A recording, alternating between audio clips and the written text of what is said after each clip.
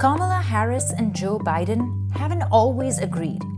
Where the federal government must step in. So when Biden picked the California senator as his running mate, we decided to take a look at where they stand, especially on major issues where they don't agree.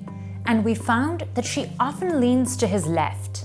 First, we'll look at Medicare for All, which Biden opposes, putting Harris to the left of him. Harris co-sponsored Senator Bernie Sanders' Medicare for All bill in the Senate, but later said she was not comfortable with it. Then she proposed her own version. We would have to go from the current system into a Medicare for All system. She laid out a plan that would guarantee coverage for all Americans and keep a large role for private insurers. The right of every American to have access to decent health care. Biden wants to shore up Obamacare by giving Americans more choices and reducing costs.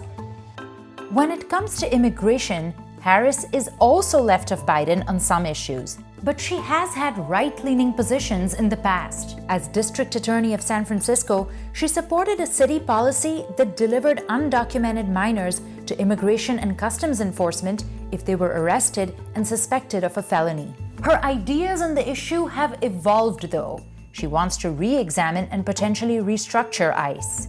Biden has said that ICE should be reformed, not abolished. His current plan would increase training and address inhumane practices. Both support a path to citizenship and oppose expanding Trump's border wall.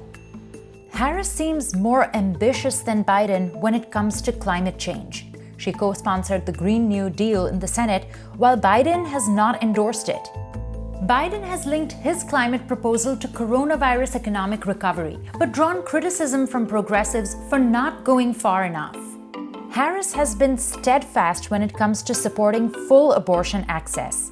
She thrilled pro-choice activists when she grilled Supreme Court Justice Brett Kavanaugh during his confirmation hearing. Can you think of any laws that give government the power to make decisions about the male body?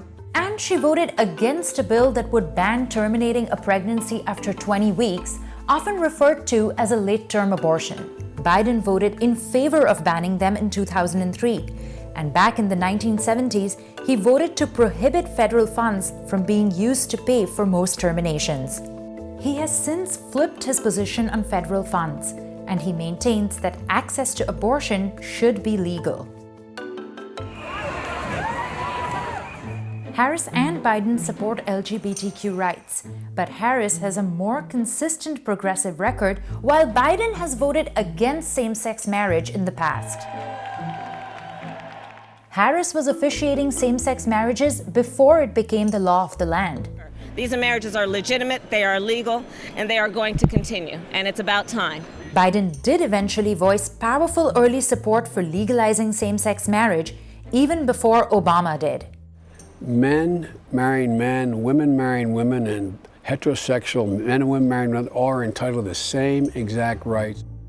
As Attorney General of California, Harris supported transgender people's right to use their bathroom of choice, though she did sign legal briefs denying gender reassignment surgeries for 2 transgender inmates.